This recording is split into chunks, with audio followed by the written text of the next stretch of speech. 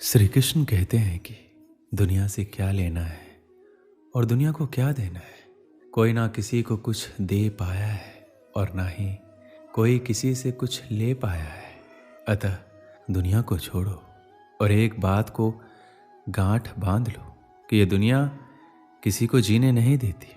सीधे चलने वाले को कहती है सीधे क्यों चल रहे हो, और टेढ़े चलने वाले को तुम सीधे क्यों नहीं चलते हो। आप बस अपने खिलाफ मत होना, अपने हिसाब से और अपनी खुशी के लिए सब करो।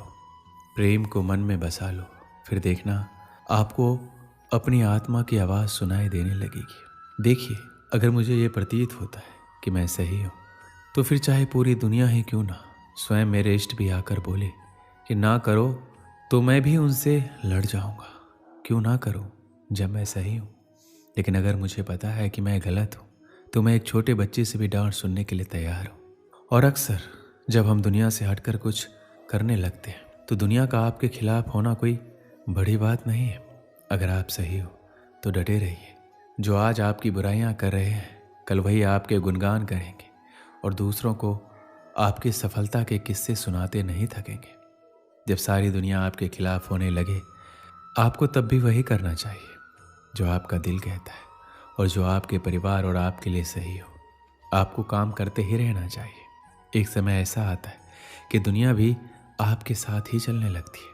पहले दुनिया उसका विरोध करेगी, बाद में उसका समर्थन भी करने लगती है। आप जो भी करें करते रहें, बस इतना ध्यान रखिए वह आपके और आपके परिवार के लिए और हो सके तो समाज के लिए भी सही हो। देखिए, ये तो मानकर ही चलें, आप चाहे कुछ अच्छा करें या बुरा, लोग आपके खिलाफ होंगे ही। कितने लोग आपके खिलाफ या साथ होते हैं या आपकी लोकप्रियता पर निर्भर करेगा। अब बात आता है कि ऐसे समय में क्या करना चाहिए। तो श्री कृष्ण कहते हैं अगर हर तरफ से लोग आपके खिलाफ ही बोल रहे हैं तो सबसे पहले तो ये समझने की कोशिश करें कि ऐसा क्या है जिससे लोग आपके खिलाफ हो रहे हैं। इस चीज़ के समझने के लिए मैं हमेशा एक तकनीक इस्तेमाल लाता हूँ, वो आप भी कर सकते हैं। मैं खुद को उनकी जगह रख कर सोचता हूँ। जो लोग आपके खिलाफ या आपसे असहमत हैं उनकी जगह खुद को रख कर सोचिए कि अगर आप उनकी जगह होते तो आप क्या सोचते और क्यों। आपको लगे कि नहीं वो गलत है तो कोशिश कीजिए कि जहाँ तक हो सके लोगों को अपने बारे में या अपने काम के बारे में उनको समझाएं और उनकी गलतफहमी दूर करें। अगर आप ऐसा करने में असमर्थ हैं या आपको लग रहा है कि लोग सही हैं लेकिन आपकी बातों को कोई सुनेगा नहीं या नहीं सुन रहा है, ऐसे में आप दो चीज़ कर सकते हैं। धैर्य रखिए जब सारी दुनिया आपके खिलाफ खड़ी हो। ऐसे में आप जो कर सकते हैं वो है सब्र। समय पर भरोसा रखिए। सबसे पहले बात तो ये है कि समय चाहे जैसा भी हो बदलता जरूर है, और बुरा समय की तो खास बात होती है कि आपके अंदर के छिपी प्रतिभा को बाहर निकालने का अवसर प्रदान करता है। इस समय आपको ये भी पता लगेगा कि कौन अपना कौन पराया है। सच के राह पे चलिए, जो आपके और समाज के लिए सही है वही कीजिए, फिर चाहे पूरी दुनिया ही आपके खिलाफ क्यों ना हो। श्री कृष्ण कहते हैं आप दुनिया की उलझ में अपने सपने भूल जाते हो। दुनिया आपको परेशान करेगी, आपसे कहेगी कि तू कुछ नहीं कर पाएगा, आपको गिराने की कोशिश करेगी, आपसे जलेगी, आपको भटकाने की कोशिश करेगी, आपके एक बार की छोटी सी असफलता को बहुत ही बड़ा बनाकर आपको चिढ़ाएगी। आप अगर उन पर ध्यान दोगे तो आपको लगता है कि आप कुछ कर पाओगे। जी नहीं, आपको उन पर ध्यान नहीं देना है। अगर आप उन पर ध्यान दोगे तो आप कुछ नहीं कर पाओगे। बस आपको एक चीज़ सीखनी है, नज़रअंदाज और खुद पर विश्वास रखना है। आपकी मेहनत किसी न किसी जगह जरूर दिखेगी। आप बस थोड़ा धैर्य रखिए। आप खुद पर विश्वास रखोगे तो आप खुद उम्मीदों पर खड़े उतरोगे। आप उससे भी बेहतर कर कर दिखाओगे।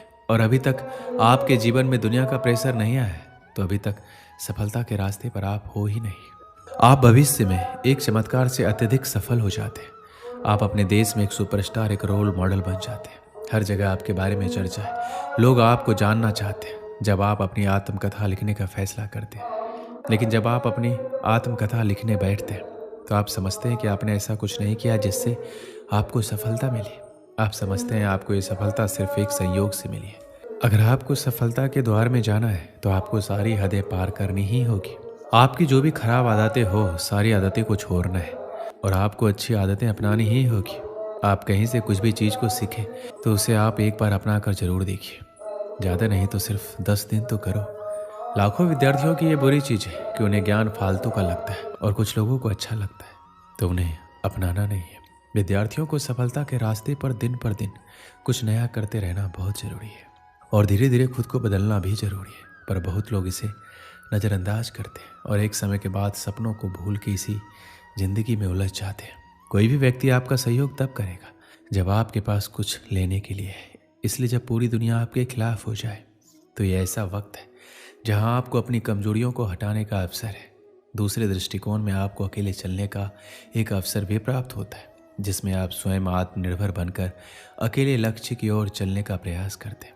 और जब आप सफल हो जाते हैं तो आपके साथ पूरा संगठन और कायनात आपके सामने होगा।